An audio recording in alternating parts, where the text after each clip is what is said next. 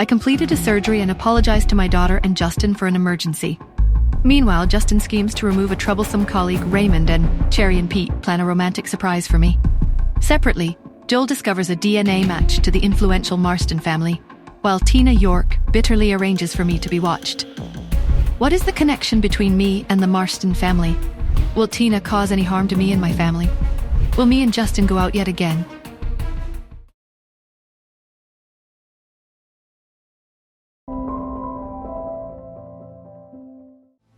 Joel was striding down the hospital corridor towards Ian's room. "Uncle Ian," Joel said, forcing a calm into his voice as he pulled up a chair. Ian turned, a flicker of surprise in his eyes. "Joel, you're back. Did you—" "I have some preliminary results," Joel began, choosing his words carefully. "Not definitive yet, but interesting." He paused, observing Ian closely. "Uncle, I was thinking about some old family history. The Marsten family. Do you remember them? Any connections between them and Yvette's side?" Ian's eyes narrowed, a subtle tension entering his posture. "The Marstens?" he repeated slowly, a distant look entering his gaze. "They were a very private family, powerful in their own way. Why do you ask?" Joel leaned forward, his voice softer, more probing. "Just some old business records I came across. Their name popped up in connection with some of Yvette's early ventures. Anything you can recall about their relationship? Was it purely business or—" Ian sighed, his gaze drifting to the ceiling. "Yvette had many acquaintances, Joel. She was a force of nature. Not everyone was. Simple. The Marstens were complicated, but business for Yvette often meant more than just money. It was about principles, about ideals." He paused, a flicker of pain in his eyes. "Why are you digging into this, Joel? It's ancient history." "Just tying up loose ends, Uncle," Joel lied smoothly, his eyes never leaving Ian's face. He knew Ian was holding back. The depth of Yvette's secrets, it seemed, was far greater than he had ever imagined. Tina York sat in a cramped, nondescript office, a stark contrast to the sprawling university facilities she had so recently commanded. Her medical license, her professorship, her entire career, all stripped away. And it was all Nora Smith's fault, or Athena's. She pulled out a burner phone, its screen a dull glow in the dim room, and typed a series of rapid commands. A name flashed across the screen, Shadow. "I have a new assignment," Tina typed, her fingers pressing hard against the glass. "That woman, Nora Smith. I want her watched. Every move, every contact, every whispered secret. I want to know everything about her life, her vulnerabilities, her connections." A reply pinged back instantly. "Details. Price." Tina's lips curled into a cold, triumphant smile. She just accepted a new postgraduate student, Lisa Black. Find any dirt on that girl. Any academic struggles, any personal weaknesses. Undermine her. Make Nora Smith's decision to mentor her look like a grave error. She paused, then added, "Price is no object. My only currency now is her downfall. I want to ruin her just as she ruined me, and I want it to be spectacular." A confirmation message arrived. The first step towards her revenge had been taken. The hum of the recovery room was a soothing balm after the intensity of the operating theater. I peeled off my gloves, a quiet satisfaction settling over me. The child was stable, the surgery a success.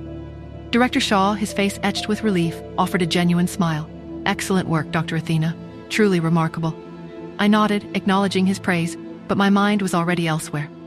The exhaustion, a familiar companion after long procedures, was beginning to set in. I needed sleep. Later, back in the quiet sanctuary of my room at the Anderson mansion, I finally allowed myself to open the email from Lily. The DNA report. The one about my own unique intelligence genes and the deeper implications of my lineage. My fingers trembled slightly as I clicked the attachment. A strange mix of curiosity and apprehension washed over me. Meanwhile, at the Hunt Manor, Justin sat in his study, a half-eaten sandwich forgotten on his desk. He pulled out his phone, a determined glint in his eye. He dialed my number.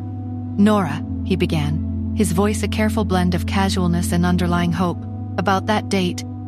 Are you free for lunch tomorrow? Or dinner? Or anything?" I could almost hear him trying to sound nonchalant. Pete and Cherry, oblivious to the complexities of adult romance, were in the next room, their small voices conspiring. "Mommy said she's busy," Pete whispered, his brow furrowed. "But Daddy's really trying," Cherry countered, her voice full of conviction. "We need a new plan, something that makes them have to be together." Pete's eyes lit up. What if we accidentally get locked in a room together? Cherry giggled. Perfect. The next afternoon, I decided to take a short drive, perhaps to a quiet park, to clear my head. As I approached a less crowded intersection, waiting for the light to change, a sudden, bright flash erupted from a nearby parked car. It was quick, almost imperceptible, but my heightened senses registered it instantly. A camera, a long lens, and a figure, half hidden in the shadows of the car, quickly pulling back. My heart pounded. This wasn't paranoia. I was being watched, actively. And as the light turned green, a chilling realization washed over me. The shadows were closing in. The threat wasn't just lurking in the shadows anymore. It was closing in, its eyes fixed on me. My life, my children's safety felt more precarious than ever. Who was behind the lens, watching my every move? What did they want, and how far would they go to get it? And with shadows closing in from every direction, could I truly protect myself and my children from the invisible enemies tightening their grip? Hi, Nora here. If you are wondering what happens next, then download the Pocket FM app and listen to the exciting episodes of Saving Nora Now with the link in the description.